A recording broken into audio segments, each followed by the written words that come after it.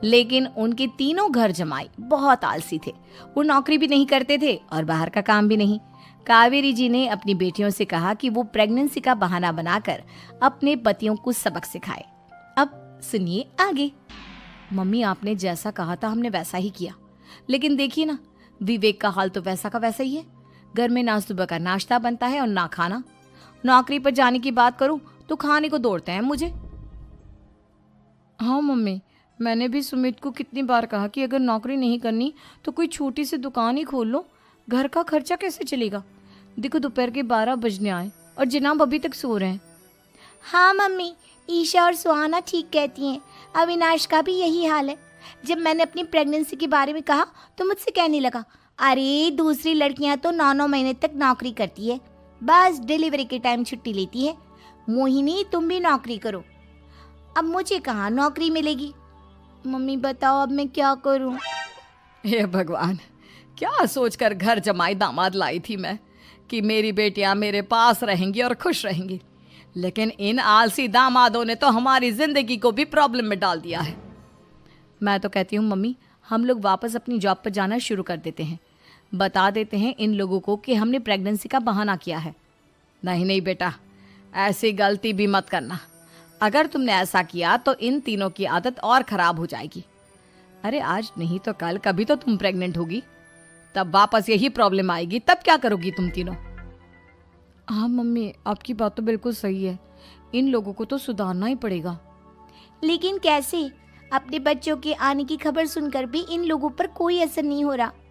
पैसे कमाने के लिए घर से बाहर निकलना ही नहीं चाहते ये तीनों।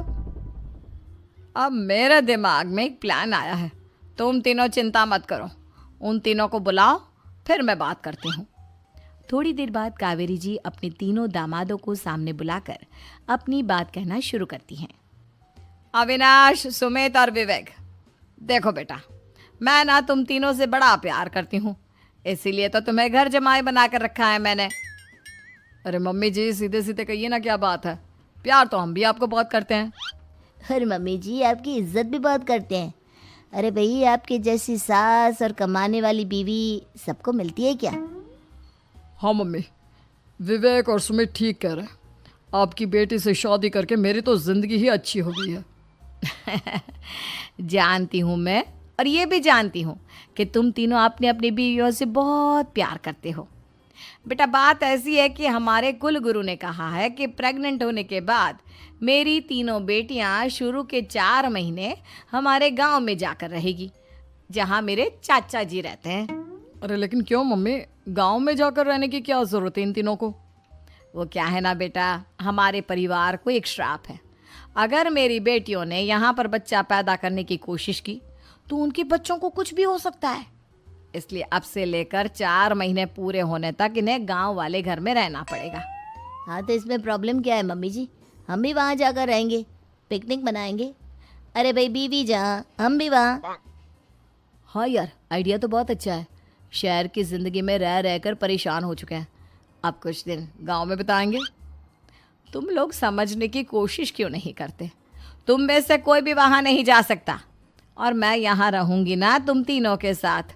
4 महीने की तो बात है, उसके बाद ये तीनों ही लौट कर आ जाएंगी। ठीक है मम्मी जी, अब हमारे बच्चों का सवाल है तो ये तो करना ही पड़ेगा।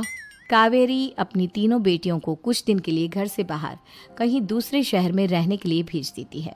कुछ दिनों के बाद, अरे मम्मी जी, बहुत दिन से पिज्ज़ा नहीं खाया, मंगवाइए ना। क्या बताऊं बेटा, पहले तो बेटियां खर्चा दे देती थी क्योंकि उनकी नौकरी थी, लेकिन अब तो मेरे पास पैसे ही नहीं बचे। थोड़े बहुत पैसे हैं जो बच्चों की डिलीवरी में काम आएंगे। लेकिन मम्मी जी, आपकी बेटियों को वापस आने में तो अभी बहुत वक्त बाकी है। वही सोच सोच कर परेशान हो रही हूँ। सोच रही हूँ कल से दूध भी बंद करवा देती हूँ। अब दूध वाले को देने के लिए पैसे भी तो नहीं है ना। अरे नहीं नहीं मम्मी जी, अगर दूध भी बंद करवा दोगी तो मुझे चाय कहाँ से मिलेगी?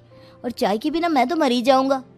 क्या करूं बेटा, इसके अलावा हमारे पास कोई ऑप्शन नहीं है।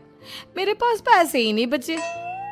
इस तरह कावेरी जी धीरे धीरे अपने तीनों दामादों को पैसे देना बंद कर देती हैं और घर में खाने पीने की चीज़ें लाना भी बंद कर देती है। अब वो तीनों बुरी तरह से परेशान होने लगे थे और इसलिए एक दिन तीनों प्लान करके घर से बाहर निकलते हैं और बाजार में जाने के बाद यार अच्छा खाना खाए हुए कितने दिन हो गए, पता नहीं कब अच्छा खाना मिलेगा। हमारी बीवियों के जाने के बाद तो हमारी हालत भिखारियों जैसी हो गई है यार। कुछ भी हो, मुझे तो आज पिज्ज़ा खाना ही खाना है। जेब में 1 रुपया नहीं है और पिज्जा खाएगा, कहाँ से आएंगे पैसे? अरे देख वहाँ सामने बोर्ड पर क्या लिखा हुआ है, कंप्यूटर पर काम करने के लिए एक आदमी की आवश्यकता है।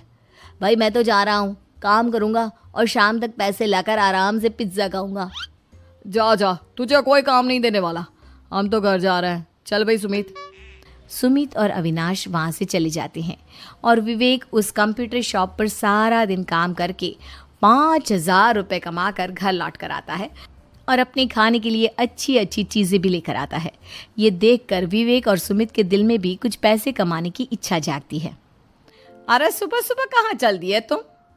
मम्मी जी एक बहुत अच्छी जगह मिली है, कंप्यूटर पर काम करने के 5,000 मिले थे कल मुझे। अगर रोज़ काम करूँगा तो पूरे 40,000 की तनख्वाह। अरे वाह, ये तो बहुत अच्छी बात है दामाद जी, आपको जाना ही चाहिए। सुमित और अविनाश विवेक को इस तरह तरक्की करते देखकर परेशान हो जाते हैं और वो दोनों भी काम की तलाश में निकल पड़ते हैं। धीरे धीरे उन दोनों को भी काम मिल जाता है। अब कावेरी के तीनों दामाद छोटी मोटी नौकरी करके अच्छा पैसा कमाने लगे थे। एक दिन कावेरी उन्हें अपने पास बुलाती है। अरे वाह, विवेक 40,000 कमा लेता है, अविनाश 60,000 और सुमित तुम भी 40,000 के आसपास कमा ही लेते हो। कुल मिलाकर तुम अच्छे खासे पैसे कमा रहे हो बेटा। हाँ मम्मी जी, बहुत मज़ा आता है जब महीने के एंड में मोटी रकम हाथ में आती है। पूछिए मत मम्मी जी, घर में रहकर रोटी बना बना कर और तो जैसा महसूस होने लगा था मुझे तो। हाँ बेटा, तुम तीनों की बात तो बिल्कुल ठीक है। और जानते हो, अब तुम तीनों की पत्नियां भी वापस लौट कर आने वाली है। लेकिन मम्मी जी अभी तो उन्हें गए सिर्फ 2 महीने हुए हैं, आपने तो कहा था वो 4 महीने के बाद लौट कर आएंगी। ऐसा कुछ नहीं है बेटा, मैं सिर्फ तुम तीनों को सबक सिखाना चाहती थी कि आदमी घर में बैठकर बीवी की कमाई खाता हुआ अच्छा नहीं लगता। इस दुनिया में हर इंसान को मेहनत करनी चाहिए, काम करना चाहिए, चाहे वो औरत हो या आदमी, ताकि अपने परिवार को संभाल सके। कावेरी की बात सुनकर उन तीनों को अपनी गलती का एहसास होता है और कावेरी उन्हें सच बता देती है कि ईशा, सुहाना और मोहिनी शहर में ही कहीं दूसरी जगह रह रहे थे। शाम के वक्त उन तीनों की पत्नियां लौट कर आ जाती है और कावेरी जी का परिवार एक